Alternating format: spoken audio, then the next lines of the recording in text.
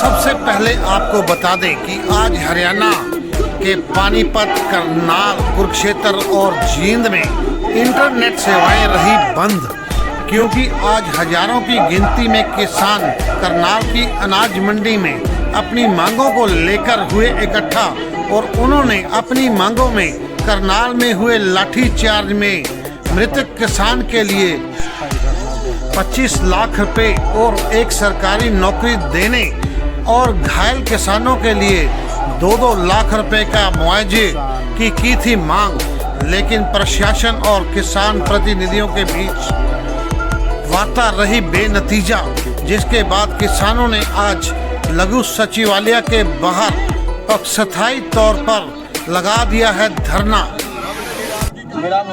जी, अगर और काल दे देते तो और भी हो जाता जी। और अब हरियाणा की सरकार, इसको आदत है, ये 100 जूते भी खाते हैं, 100 कट्ठे भी खाते हैं। जब तक ये मानेंगे नहीं तब तक हम उठेंगे नहीं। आगे की रणनीति क्या रहेगी आपकी? अब क्या रणनीति? अब घेराव की थी, घेराव कर लिया, अब और क्या करें।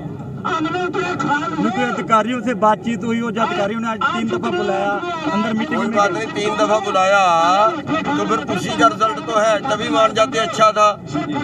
अब क्या हुआ? अब यहाँ आ गए ना, अब यहाँ आने के बाद मानेंगे। लेकिन अच्छा था पहले ही बात मान जाते। तो ये राजहट है। राजहट आप दुर्योधन का देखिए, राजहट आप रावण का देखिए। दुर्योधन से 5 गांव मांगे थे, 5 गांव नहीं दिए, फिर सारा राज्य दिया ना और परिवार में मरवाया।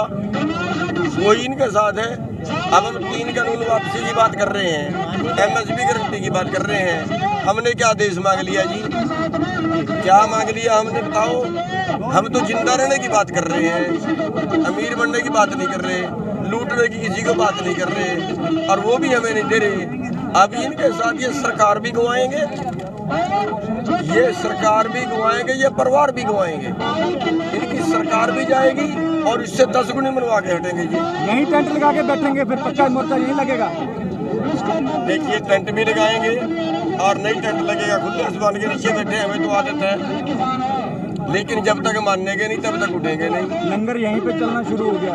लंगर भी चलेगा, ऊपर वाला सब देता है, जहाँ जहाँ लिखा है देता है। पत्थर के अंदर जो कीड़ा है ना, उसको भी देता है ऊपर वाला, हमें भी देगा। बैठे हैं जरूर देगा, यहीं पे पहुँचाएगा, यहीं पे पहुंच जाएगा। यहीं पे वाटर कैनन का भी इस्तेमाल किया गया और कुछ लोगों को डिटेन भी किया गया। वाटर कैनन का इस्तेमाल किया गया। कोई बात नहीं, छोटा मोटा तो होता रहता है, इससे क्या फर्क पड़ता है? ये नहीं लगता? देखिए, हम अपने सिर पक्के करके आए थे।